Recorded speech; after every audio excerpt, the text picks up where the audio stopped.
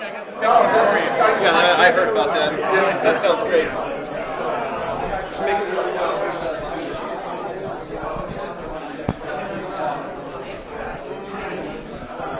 Let me go ahead and announce you. And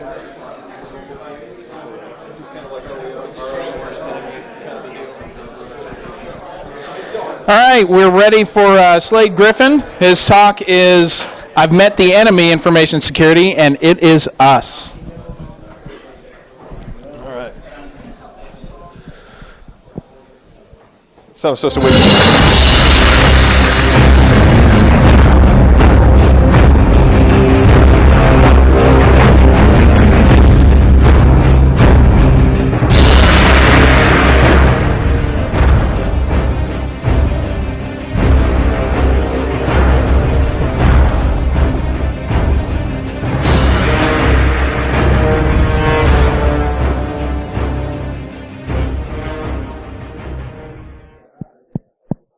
I can give away a what? Oh, okay. I'll do that. So I'm Slade, and I'm here to talk about, are we kind of our own worst enemy? Not technical, not splitting the atom. Probably right on, everybody heard Travis's keynote? I'll be right at about that level, It's not true. I understood about 10% of what he said, and then I just nodded my head. Like, man, that's the smartest guy ever. I don't ever know what he's talking about.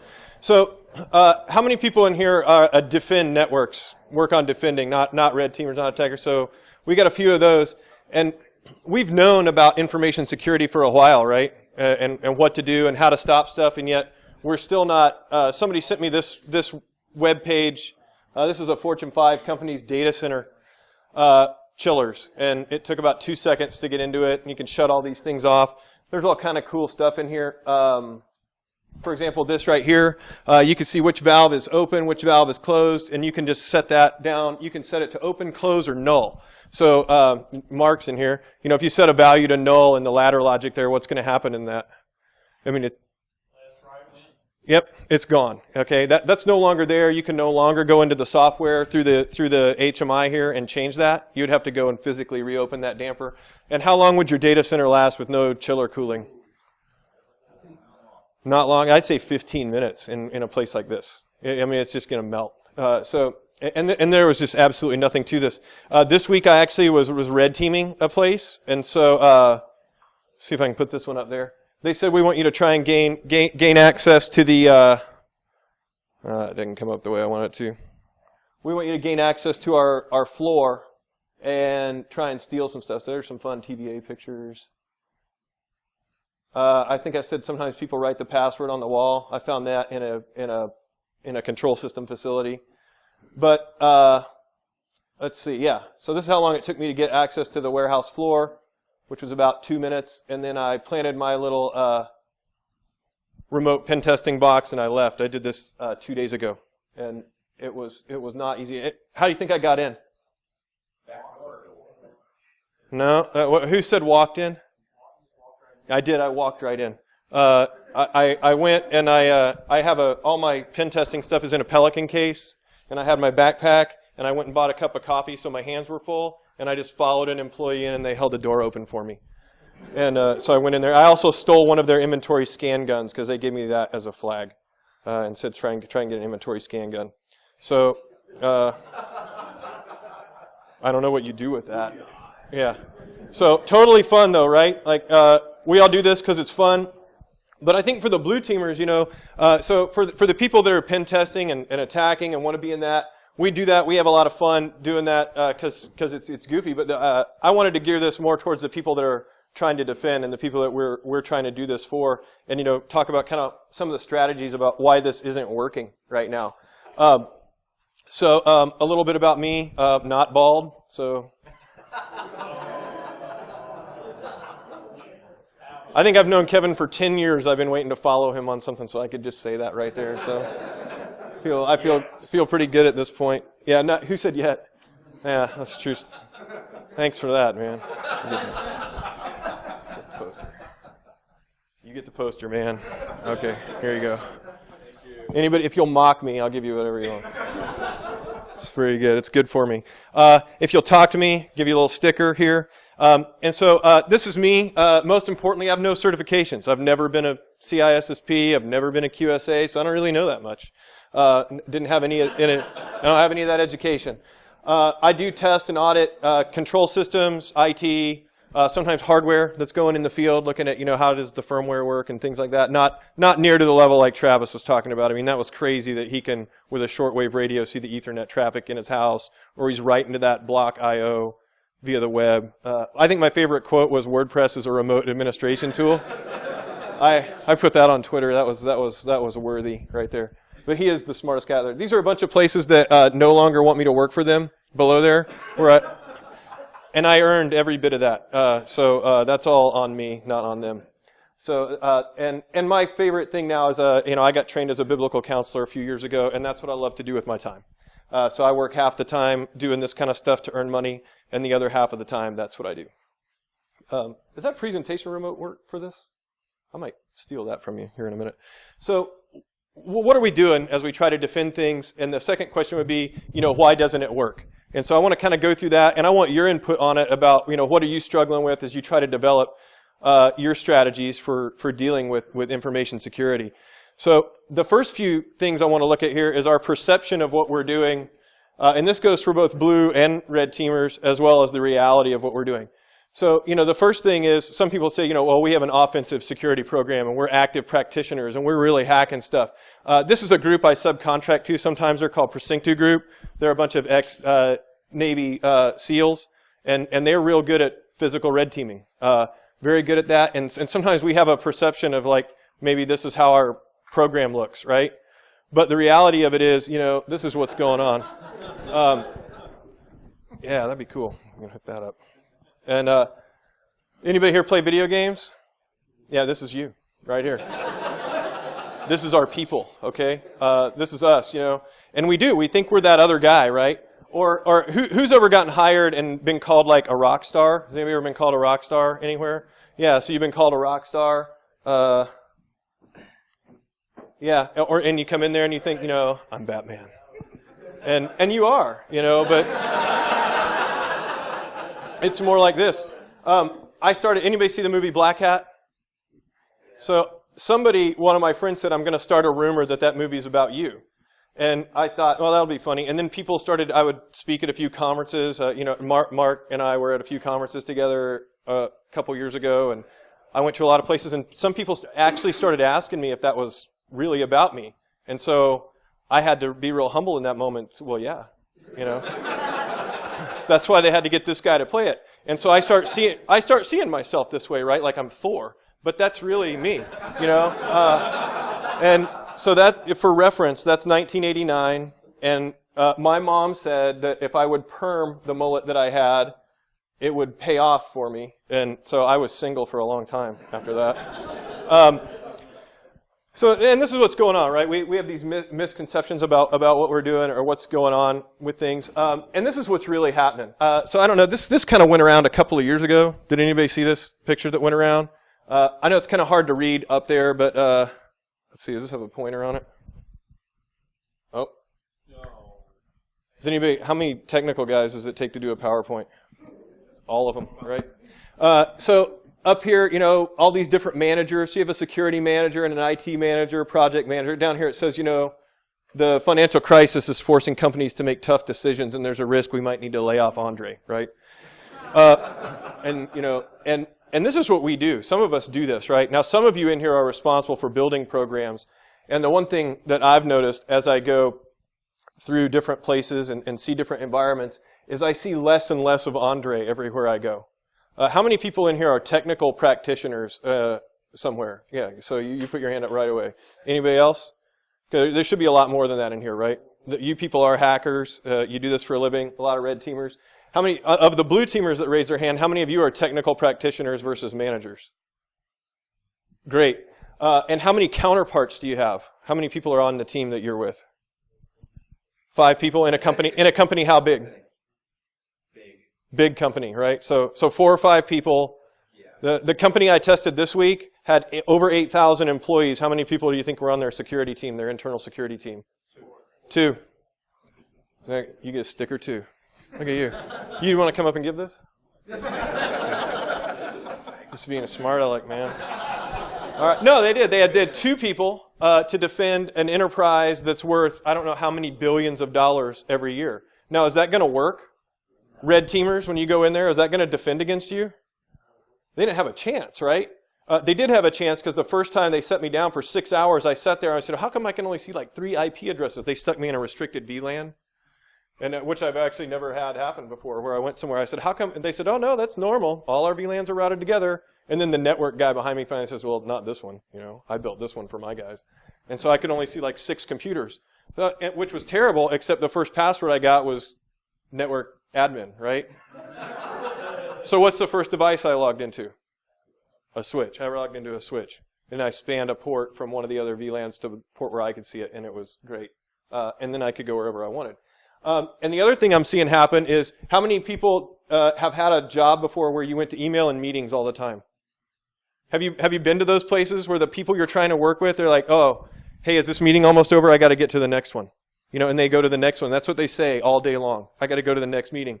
So probably 10 times this past, over the last 16 months that I've been doing this as Cyphus, everywhere I've gone, that's what I see.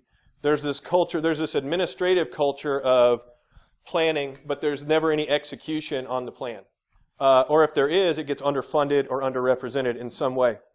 And then I get these people, and they start saying, they ask me these questions. They ask me these magic questions sometimes, the program managers and stuff. They'll say something like, how do we compare against our peers? They may know that question. Why do people ask that? I mean, what are they looking for? Yeah, we suck less, right? Than who? And how does that help? You're just propagating exactly what is going on here that we wouldn't really want to see as what's going on in this industry. So my encouragement to you would be, don't strive for that. Let's figure out how to make it better and what would do that. So for those of you that do Blue Team, what would make it, if are you experiencing any difficulties in trying to get programs moved forward or dealing with stuff? Yeah. What's the number one thing that holds that back, would you say? They're afraid that bad press is going to get out about them.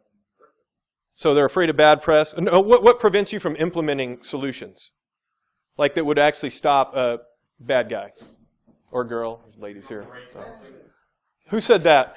Yeah, mess up production. Mess up production. So revenue is paramount, right? Can't absolutely get in the way of that. And so I'm really glad I got to go after Kevin, because number one, I actually like public speaking, and it's great to go after somebody who hates it. And number two, that's the kind of the retail model, right? They can't just close their doors. But really, how many industries in here can actually survive without email? Most of them could, right? You could actually unplug that server. Your productivity might actually go up. Or what about the internet? Nobody actually restricts access to Facebook anymore, right? Maybe like 2 people that I've ever gone and tested. But they don't actually restrict that. And why don't they restrict it? Why aren't they actually blocking threats from the internet that are easy to get to? Because you'll quit if you can't play at work, right? I mean, that's what we all do. I want to go work somewhere else. So here's some of the other problems I was running into. I worked for with Russ back here. By the way, if you're sticking around later, Russ Van Tile's talk with Matt Smith. Is Matt in here anywhere? You definitely want to go see that. Oh, Matt's way back there. So you definitely want to see that. That'll be cool. They'll have a great thing going on there. When I worked at Internex, when Russ was there, we were doing a project one time, and one of the things they said was this person hired. This was the audience, and this person hired a contractor over in this company.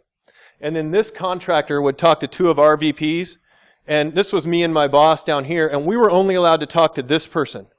Our VPs didn't even want to talk to us, and they would only talk to this person, and we could never talk to the audience or the person that was paying for it. And we could not develop content to make them happy. We spent 70 hours trying to develop a training curricula for them, and it would never work. And part of this is the RFP process. How many people write RFPs? Anybody in here do that? Bill, I know you do it. You're always trying to respond to those things, trying to get through that. So this is one of the things that gets in the way, where you need to have direct access to the person who wants your content, right? Or whatever it is that you're trying to do.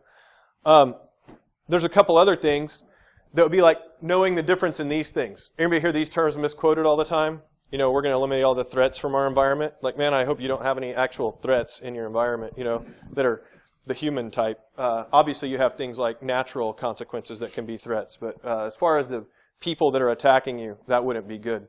And then, make sure I stay on track here. Knowing how this works. So I went to a place recently. How many people say we're a risk-based organization and we test based on risk? Or how many have heard that somewhere? Everybody says that? Well, so I went somewhere recently. I went to a utility, and I said, have you tested these systems over here? And they said, well, no, we don't test those. We're a risk-based organization. We only test things that are high risk. And I said, well, how would you determine the risk without first knowing what the vulnerabilities are there and then being able to score the impact or the valuation if that asset gets compromised, right?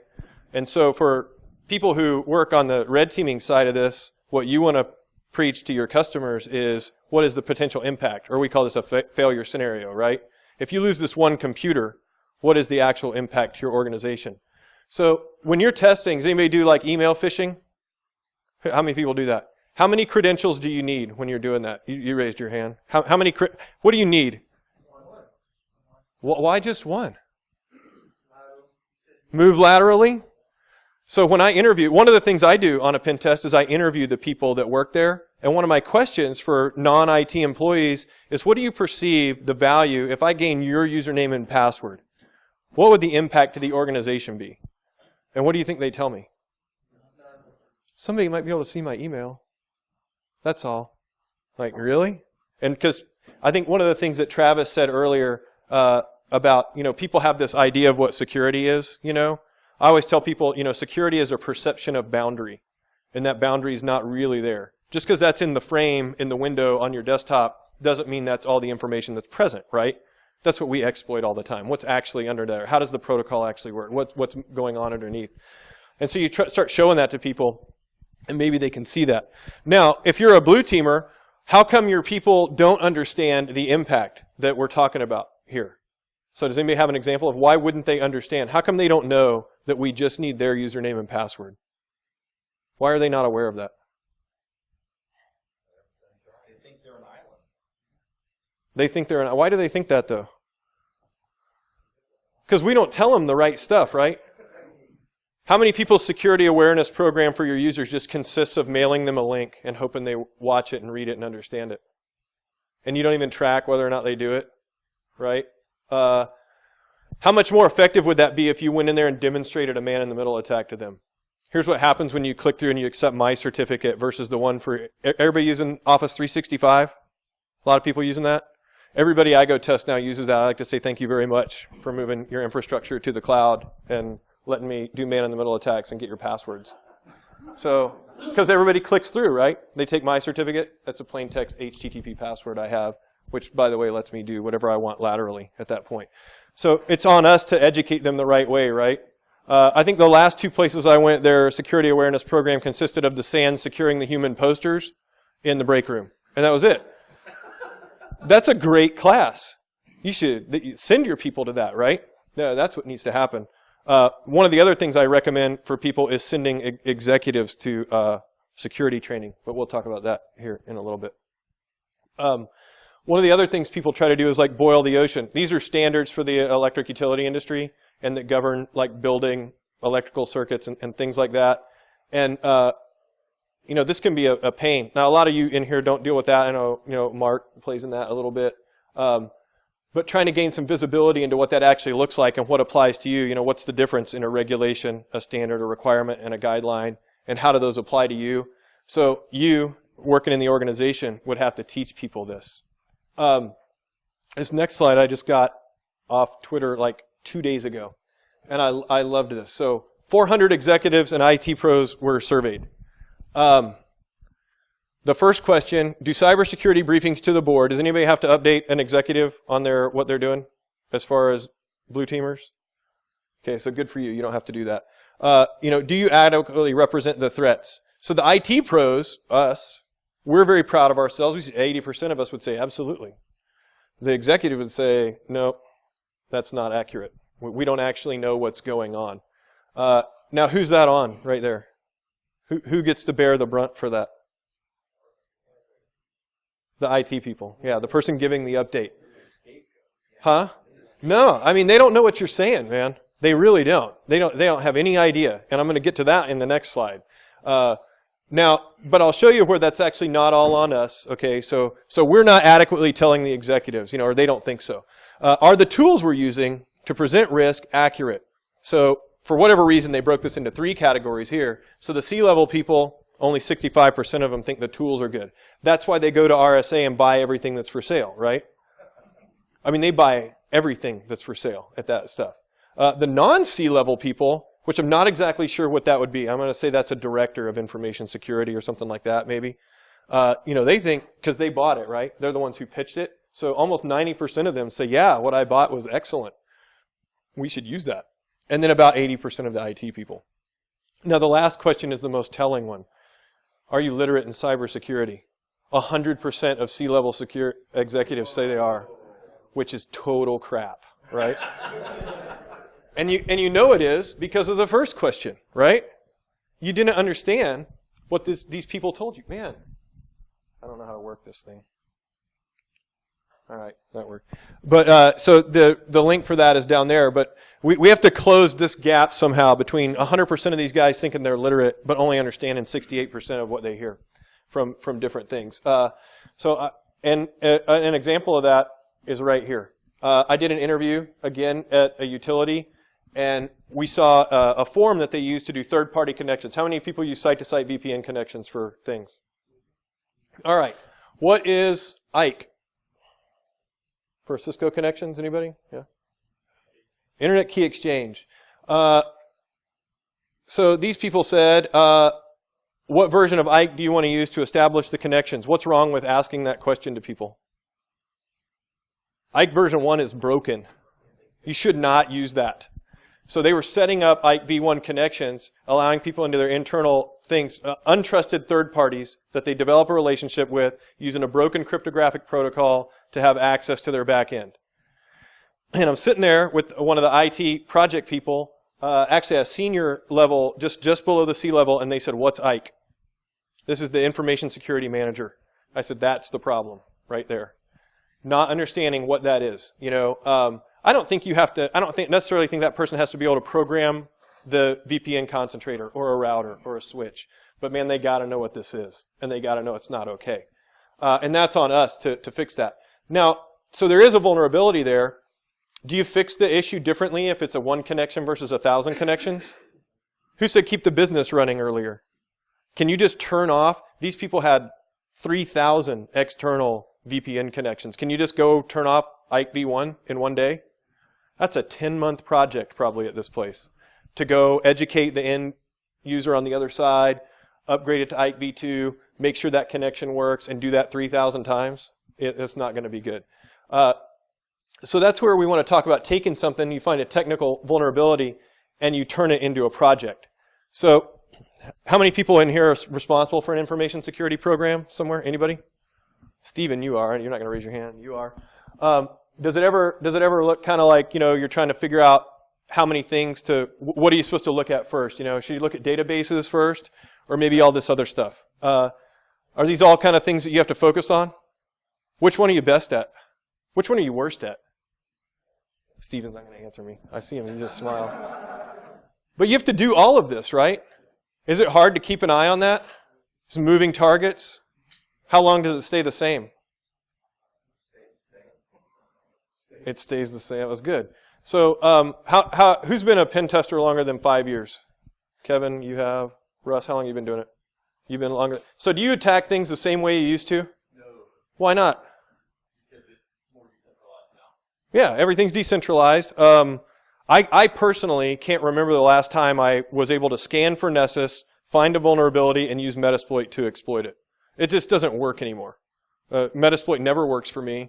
I type exploit and it puts stuff on the screen and nothing happens. And so, I have to do it differently now. I have to do a different way of doing it. And so we shift what we do.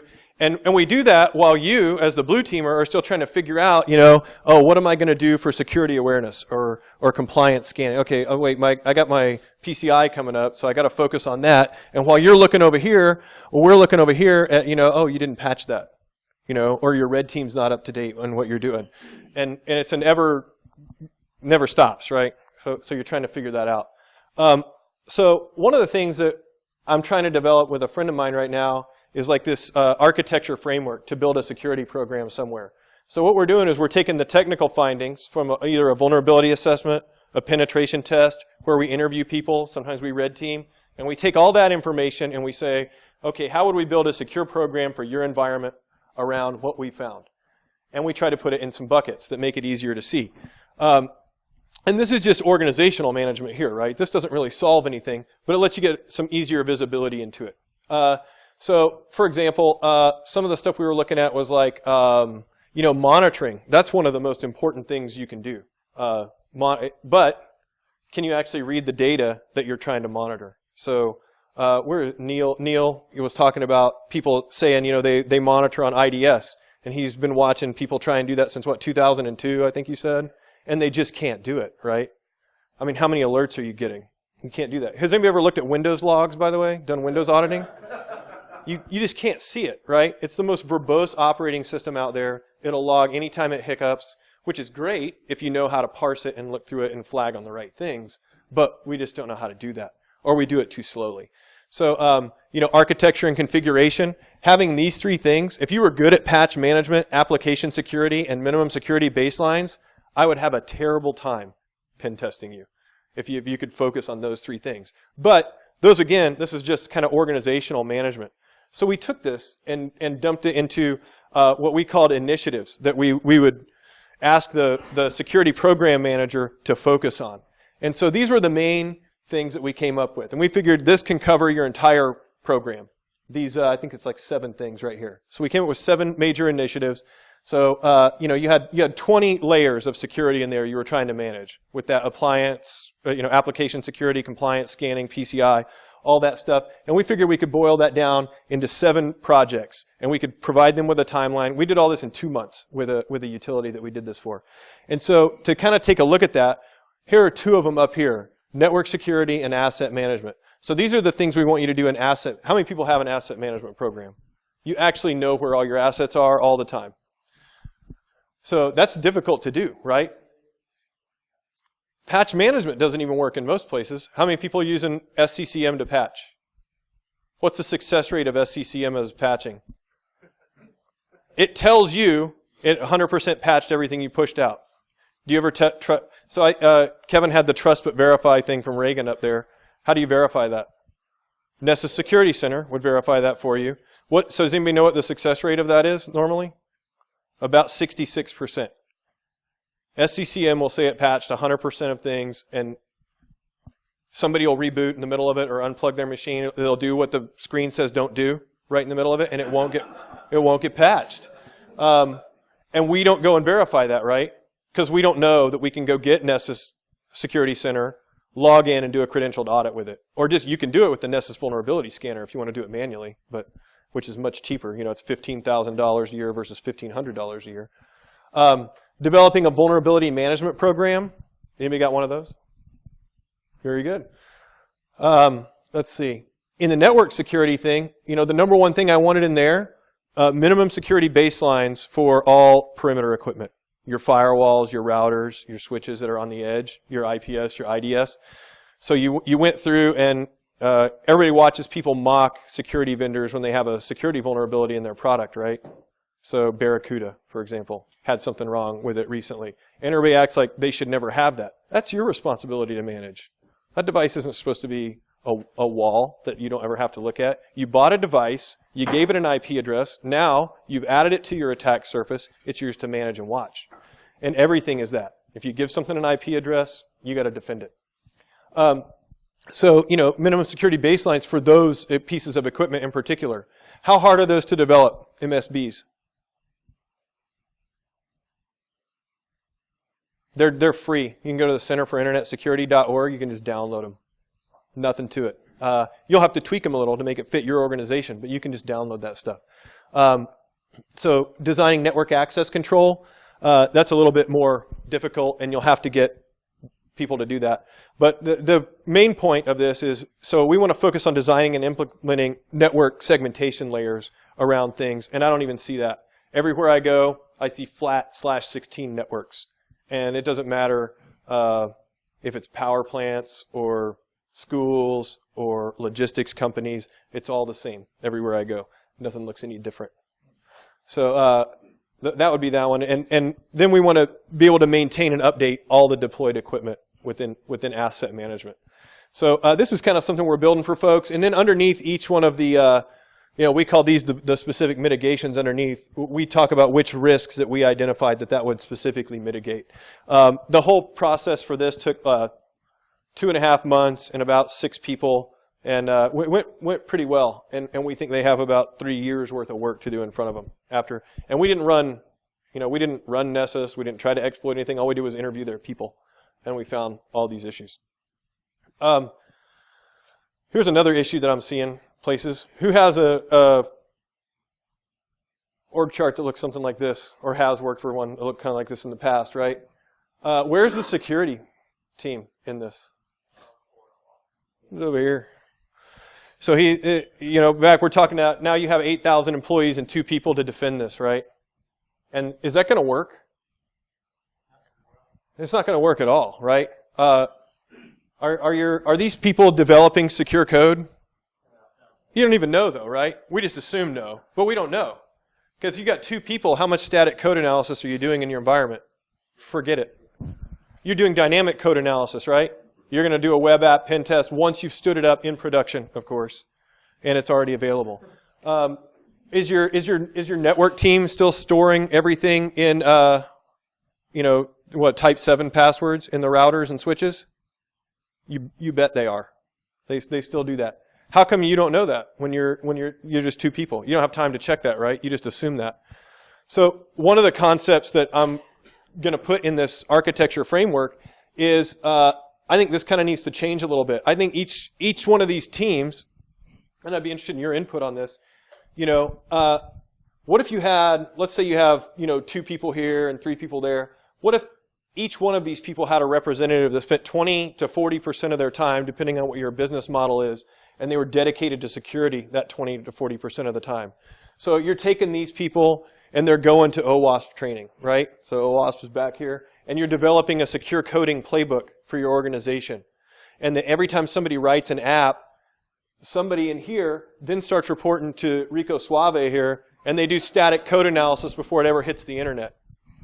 Is that doable? It's easy. PricewaterhouseCoopers does it. They don't publish an application on their intranet before it goes through that process. At least that much time remediating right now. Right. Doing it on the back end instead of the front end. So, and this would be what proactive security is, right? And we all say we do that, but nobody does this yet. I've seen very few organizations that do it so far. And you have a database. I mean, how sharp? So if you're a red teamer, you have to have kind of this jack of all trades thing, right? You have to be pretty good in several different things. But are you going to go put a database together for somebody that can work in production and deliver the product? Dude, I would wreck that, okay? It would not work. I can break it, but I can't build it. And so having somebody that can build it in there that also understands why you want to test, and then you maintain these relationships with these teams as well, right? Because I don't think you can just have, I mean, how many places out there can actually go afford to hire a super good network guy, app guy, database, and system ninja? You just can't do it, right? Then you have this incredible team. That'd be great, but you can't do that on the security team. And then also these people have to educate up to these people and figure out, hey, you need to know what IKE is, and you need to know why we need this budget. And that's where we have to get better at communicating somewhat to executives. But also, one of the things I've done, and one of the places I went, I sent the CIO to get his CISSP. So they brought me in and complained. They had this network guy that kind of did all their network and security stuff. And they said, we don't understand anything he says, and we think we're probably going to fire him. He's not very good at what he does. Turns out this is one of the smartest network and security guys I've ever seen. This guy could do anything on a Cisco router and on a Windows box. And so they just didn't understand what he said. So we sent his boss and the CIO to get their CISSP. Don't care if they get the certification. Just take the training. Understand what these things are, right? How many people get the training that they want in their organization? Russ does. So Sword and Shield's good. You guys do. Where do you guys work? So, show off. Whatever. Thanks for the water bottle, man. But that's how you keep people around. Somebody asked me, where's Aaron? Are you still in here, man? Yeah, so Aaron back here he said, how do we keep people around? Training's one of the things, right? I would recommend that every person that you want to keep around, send them to one training so that they learn their trade better, their craft, practice your craft, and one conference. So they can learn to meet people. I mean, these people in here, the talks we're giving, you learn nothing from. I'm an idiot.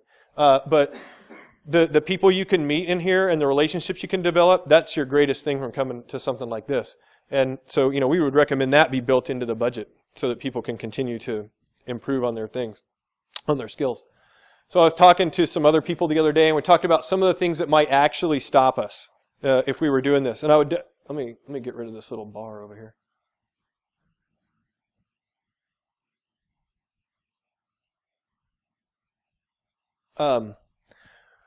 So I don't think it's actually hard to stop a hacker too much these days. It's hard. You're not stopping Travis, okay? He's going to use a shortwave radio. It doesn't matter what you do.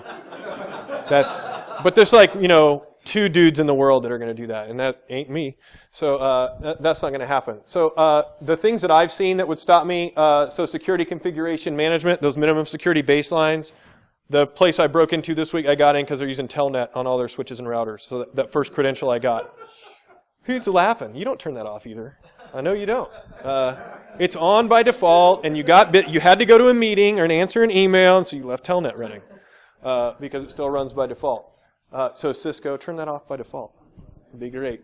Full disk encryption. So sometimes when I can't get what I want via the network, I just steal a device and I reboot it with my little Kali Linux USB and I dump the password hashes. And I would not be able to do that if you did this. Tested a wealth management company in Cleveland late last year, and they were actually I went in an office, I stole a laptop. It was like 3 a.m. One of the Navy SEAL guys got us in. We went in, stole a laptop, took it back to my hotel room. Every one of them was actually like a thick client. It didn't actually have Windows on it. It would pull it from some kind of new semantic product. I had never seen it before.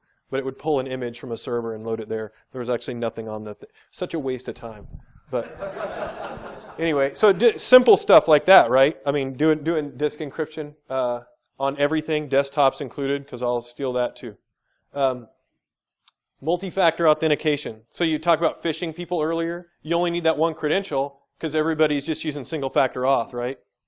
If they just had multi-factor auth, then I can't log into that Citrix session or that Exchange server or whatever you're offering to the internet. But I would say, I don't know. So pen testers, how many people are using multi-factor auth on external services ubiquitously? I see like 10% maybe using it. Not very many. So why not require 2FA for everybody?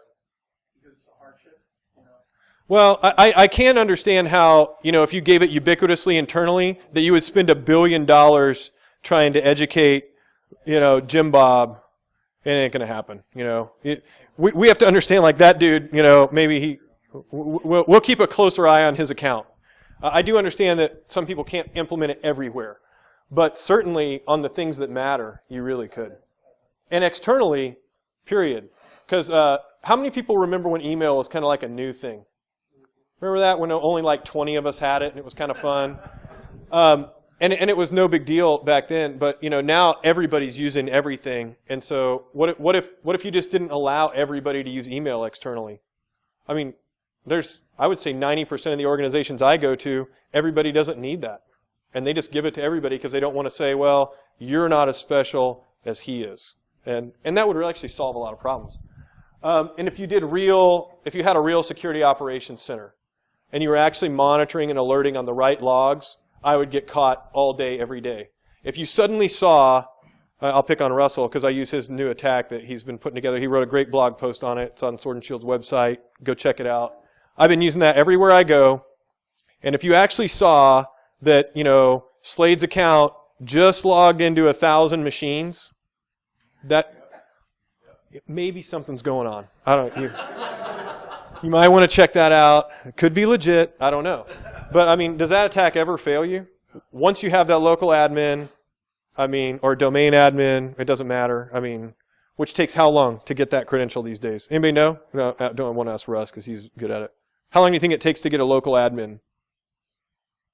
Actually, in my test now, because I've read that blog post, I'm so spoiled now. If I'm not done with you in 8 hours, I'm kind of depressed. You know, I usually have the credential, a username and a password in 10 or 15 minutes. And then, so I think, are you going to talk about responder later? So yeah, do that. Run a man-in-the-middle attack, Kane, Ettercap, whatever you want to use, and you'll have what you need. And then run this thing that he wrote his blog about, and you're all done there. You know, unless they want you to harvest specific information, and then there's other things there. But if people are actually alerting on privilege escalation, successful logins, you know, hey, look, Russ just logged in 1,000 times to different things. That would catch me. And then I think the other thing that would really help would be security awareness training that went beyond, hey, don't do anything stupid. That's not going to help us out any longer. We have to do a better job. I think people either have to go to the training, you have to show your users their passwords, or when you go in, do that. If you're a red teamer, don't just go in and show how you got domain admin. You know, how do you fix that? How are you going to fix those problems that you found? Not at the patch level, at the program level. You need to implement better asset management because your end-of-life systems are still out there. You know, this place I went to this week said, no, we got rid of Windows XP 10 years ago. I found 40 Windows XP computers. Well, they just don't know, right? I mean, it's too big of an environment. 8,000 employees, who knows how many computers. Oh, but they're all virtualized, and they're using Office 365, and whatever was for sale at RSA, they had all that. But, you know, it wasn't working, you know. So that's kind of, I'm going to wrap up a little early also. That's kind of all I had. So does anybody have any questions or have anything? I mean, what else would you add to this? What else would stop us? Any other practices? Logging and monitoring. Other guys that break in, how do you normally do it?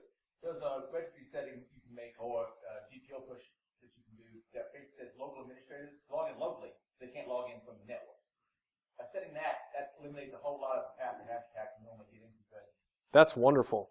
Yeah, but what place do you know where they're going to say, hey, we'd like you to stand up and walk across now instead of sit at your desk? You know, that guy would quit. Well, those people are using domain admin credentials or something a little bit lower and don't have to use the local account. Right. The local account, ideally, you don't have to use it. Oh, this machine going to disconnect from the network. I can't connect to it remotely.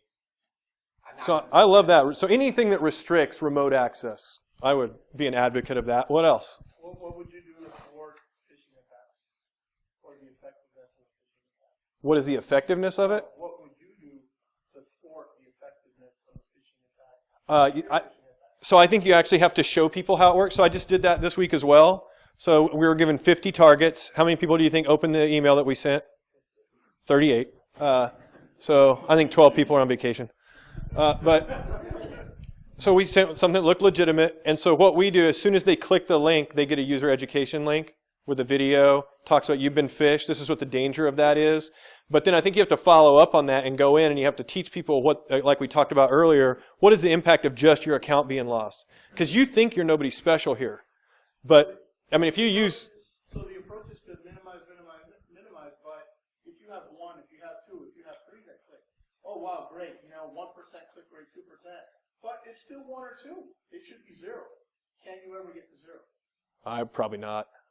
I think Kevin just spent an hour telling us people are stupid. No, somebody's going to click it. And so, well, that's why you have to have when we had the slide with the layered defenses, that's why you have other things. And you should know where you're out. That falls on you as the network guy. Where's your traffic going? Because this company A, whatever, pick your business model. Why are you suddenly sending stuff to Russia? You know, and there's going to be people there that might need to do that, but that should be monitorable. And so egress filtering, that'd be another thing on monitoring if you actually knew where your traffic was going. Big problem is people have logs, they don't look at them. And you try to get them looking at an automated procedure. Well, we got guys that can do that. The problem is they have day jobs. And if their day job keeps them away from looking at logs, that's what they do when they run out of other things to do or when there's basically a smoldering crater, then it's such a black box. And not looking at your logs is the next best thing that might happen. Well, here's the other thing. How many people collect system logs or have collected system logs in the past? A lot of people do that, right? How many of you have network logs? That's my favorite thing. So I do a lot of forensics. I know, Bill was back there earlier. He does a lot of forensics. And you go someplace. What's the one thing when you're doing forensics? What's the one device you cannot trust? the compromised host. You can't trust that anymore, right? You saw Travis's code that he put in that with the iPod. It had an anti-forensics feature in it. I mean, you can't trust that. So the first thing I did last year, doing incident response for a smart meter vendor, I said, well, let's look at the firewall logs and see where was traffic going, because that's a clear picture. Where is traffic going from this device? We don't ever have to look at the device. Let's see what it's doing. Oh, we don't keep those. Oh, we keep the device logs. Yeah, but those were wiped. They're not trustworthy. Yeah. In your customer base, do you ever see people doing like the big data Splunk thing to go after logs? Or is that like nobody has a clue? So I don't know what you mean when you say big data. Is somebody using automated software to try to go through their logs and look for thresholds and say, oh, you logged in 1,000 times? Yeah, sure. When I worked at Oak Ridge, we brought in Splunk and StealthWatch as two tools. And I love those tools because we had complete visibility into where all traffic was. So you're looking at network flows, which is invaluable information, right? And then you're looking at system logs. And with those two things combined, dumping them into a visualization, hey, Lewis just sent something to China. Let's go check that out. I'm going to pick on Lewis because he worked at the lab. And, we could see that right away. I don't know what it means. I don't know what it means when you add the word big data to it. So that confused me. Big massive database. Yeah. I didn't think it was hard to do at all because, we only cared about a few destinations where it was going. So, yeah. I think where I see it is part of the key is going to be moving into what I call an absolute nose, where we look at the log. Like nose? Not that guy. Oh. Yes. Oh, okay. Where we look at the logs and we focus on things that should never happen. An admin account should not be logged in two different places at the same time. And if we can put some filters in place, I think that's going to help us parse the logs in a much more. That's a brilliant thing, and especially. So, Mark, when we're in control systems, those are deterministic networks, right? There's like 4 things that should ever happen here. I send you something, you process it, you acknowledge it, and you send it back, and an action takes place. Simple. Now we're screwing that up, though, and we want to put like a dashboard for it on the internet, so it's not going to happen. But I mean, those were deterministic networks, right? We could have easily said in a control system, this should never happen, and that's getting further away. That's going to be gone soon. Filtering on those, and that's an instant incident response. You want to investigate that. Yeah, say that 10 times fast. I can't do it. I can't do it once. Yeah, bud. What about event correlation, in terms of collecting the log data, such as tools like LIM? I'm not familiar with it. So what would that do? You'd be able to put a couple of things together? Yes. It'll go out and grab logs for you and then correlate the incident if you have. Absolutely. So more visibility into your systems because and less meetings, I think, is what I would say to folks. But so those would be the main things that I would ask for. And so, but on that, going down that trust but verify thing, I really like that idea. Getting more visibility, multi-factor authentication, actually secure your devices and verify that they're secured with the right product or the right people and do that. So these were some good ideas in here. Definitely keep that going once we leave. And if you want to get a hold of me, that's my contact information there. Be happy to talk to you. I'll send you the slides if you want them, or any of that framework stuff if you want it. Just feel free to ask for it. And if you want a sticker, come up and get one. So a lot of you were talking to me. I really appreciate that. And that's all I had, unless anybody has other questions for me. All right, thanks. Appreciate it. Oh, come on up, man.